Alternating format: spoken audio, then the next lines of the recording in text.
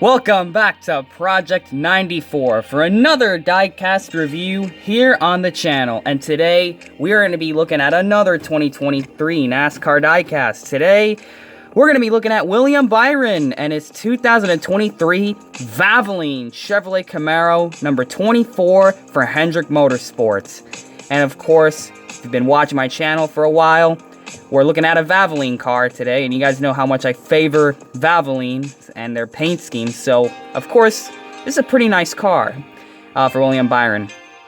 And it's honestly going to be one of his more iconic paint schemes, winning 2 races in this car. He won at Phoenix earlier in the year, and then Watkins Glen. So, he's had a pretty solid amount of success with this car.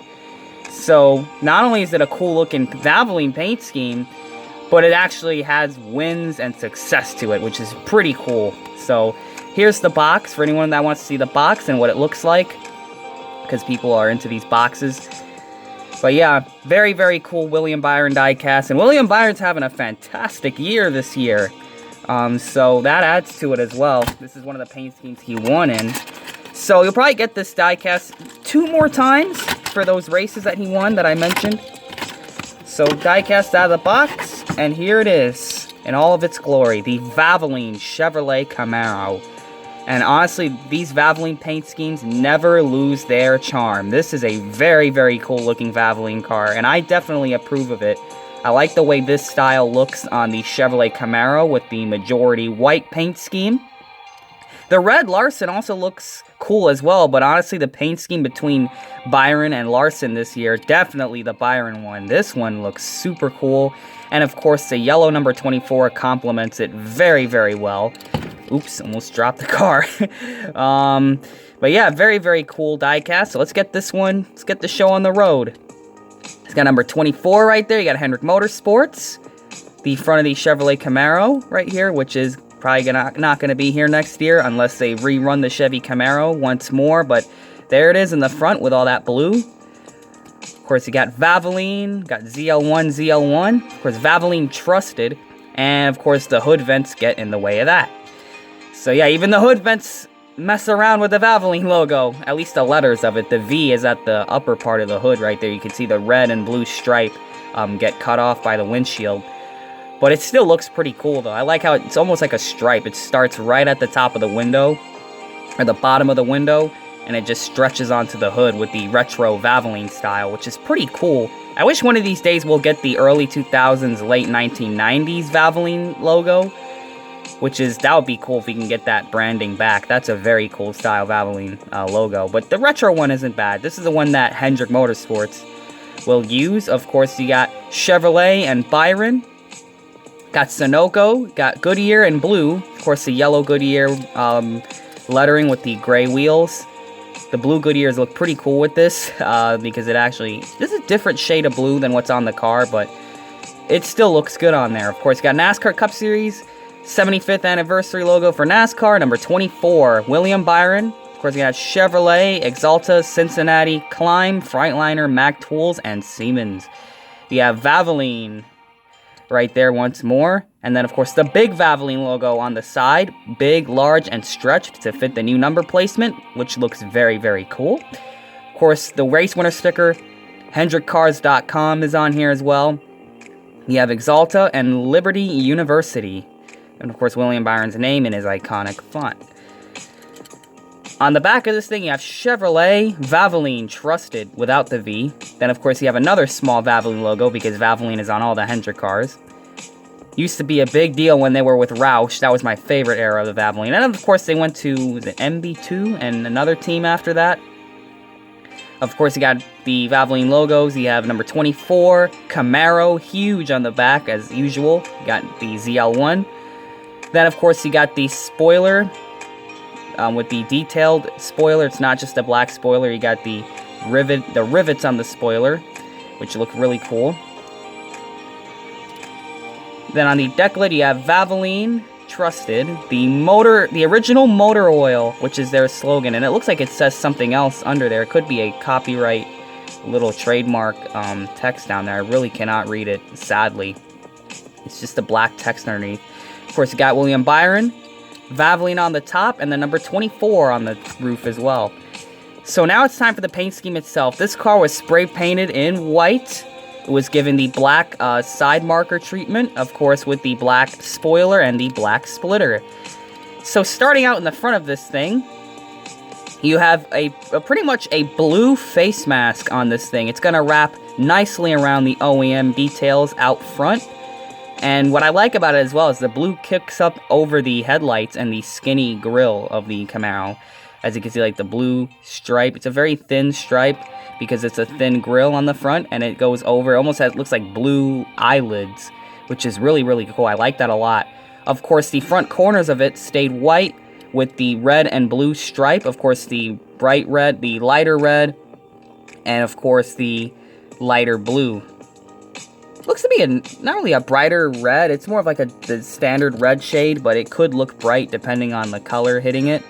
As you can see, it's almost angled off like a triangle, and it swoops, or goes back, it goes up, straight, and then it's gonna go straight in through the wheel well right there. Of course, it got a bit of an angle to it right there. You can see the blue is angled off.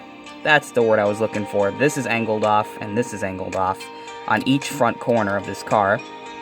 And of course, the dark blue almost looks purple depending on your eyes, but is definitely a dark blue.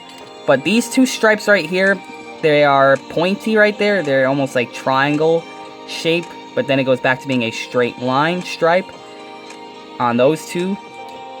But the dark blue is also going to spike through. It's going to go through the wheel well and through the number 24. Then, of course, the red stripe is going to go through the wheel well, through the 24, and the light stripe through the wheel well, through the 24, and it's going to stop at an angle right here. So it's, let me see if I can zoom in this camera so I could describe this a little bit better. So it slashes through, it starts out pointy, slashes through, evenly spaced, and then of course it passes to the 24, and then it continues. The stripe that goes the furthest is the light blue, followed by the red, and then followed by the dark blue, and it's angled off right there to give it that sharp look. So you kind of have a white gap here. So that's pretty cool looking. I like the way that looks for Valvoline. Valvoline's always been about the stripes, the red and blue stripes, the classic Valvoline style. Of course, you're going to have the two stripes, the red and the light blue, is going to slash through the window and up out through the rear quarter window right there. Of course, going to be evenly spaced. And then you have the dark blue over the top as well, over the sides of the window, or the side pillars of the roof. It's going to be dark blue, and on the top of it's also going to be fully dark blue. So the whole roof of this, the whole roof portion of this is dark blue, except the roof rails. The roof rails are still black on this thing. But it looks cool because it swoops. It doesn't go like perfectly straight. It goes straight and then it swoops up and out of the rear quarter window right there. Of course, you get Biofuel logo. But yeah, sharp looking design. The three stripes on the door, behind the number, and then through the roof rails, the same color pattern, which is very, very cool. It gives it a sharp look, with especially with the white backdrop. Of course, the Valvoline big and slanted also makes it look very good as well. Same kind of dark blue color. And on the back, you're going to have the two stripes. They're stretched out trapezoids, evenly spaced. Of course, the bottom one is the largest, while the red is the shortest between the two. But you're going to have the red stripe up top, white through the middle, and then, of course, the light blue. And it's going to be towards the middle. It does not touch the corners of the bumper. It's in the middle section underneath the Camaro right there. But it's all white on the back regardless of the stripe. And, of course, you got the deck lid is just all white. And now for the number. Strangely enough, I left this for last. You have the black shadow with the yellow number fill-in with the iconic yellow number 24. Makes it look like a Jeff Gordon Valvoline car, looking at this. Although I will say William Byron has done a great job of making the 24 his own with how well he's done this year. And of course, the outline on the door is going to be dark blue with the yellow number fill-in, which looks really sharp. I like the way that looks. Yellow and dark blue kind of go well together. I should know that because of the Napa car. But yeah, that's going to be pretty much the paint scheme right here. I really am a fan of this design. Last year, I liked the Larson a little bit more. But this year, I like the Byron a little bit more. Honestly, the white livery looks really, really cool. It just makes the red and blue stand out. And the fact that they're actually incorporating more of the dark blue is really cool. It's kind of similar to last year's paint scheme, but in a way, it's mostly different, but mostly, I would probably say like half similar and half new. It's definitely similar with the white, but it is a new design. It is different from last year. And mainly the way I'm going to tell these two apart is definitely the front having more dark blue on it. But it looks really cool. I like the way that looks. It's a good change. So we're going to do the 360 view of this thing. Here's the front of the car. Here's the hood with the beautiful Valvoline V. Here's the right side of this car, and this we're going to do the close-ups. The right side. Very cool paint scheme. I love this Valvoline car. It's definitely not better than the 90s and 2000s Valvoline cars. I definitely like those more. But this is not a bad attempt at a Valvoline scheme. I quite like this scheme. And once again, I'll mention it, the white just makes everything pop out, which is probably why this paint scheme is so good to me. Here's the left side of this car. The other side was the right side. And here is the underbody of this thing. 2023 Camaro, used under license. Camaro ZL1, used under license. And that is going to be it for William Byron and his 2023 Valvoline Chevrolet Camaro. Number 24 for Hendrick Motorsports. So yeah, guys, I am a pretty avid collector of Valvoline cars. So this is definitely a nice add to the collection. Another William Byron Valvoline car. I've honestly always loved his Valvoline schemes. Honestly, all Valvoline schemes are cool on their own. Valvoline is one of my favorite sponsors in NASCAR ever, and to see them still in the sport with one of the top teams is very, very cool. So thank you all for checking out this Diecast review. Comment, like, and subscribe, and we will see you guys in the next Diecast review. And before I move on, did I mention that we have, not the Hendrick logo, did I mention that in the front, it's going to be a yellow number under the headlight and a yellow number under the taillight? Nope, I completely forgot to mention that. Now we're finished. So that's the thing about these diecasts. You think you've reviewed everything until you notice another detail. So thank you all for checking out this diecast review. Comment, like, and subscribe, and we will see you guys in the next one on the channel, the next video. And always remember to make sure you know what you're doing when you're putting decals on your diecast.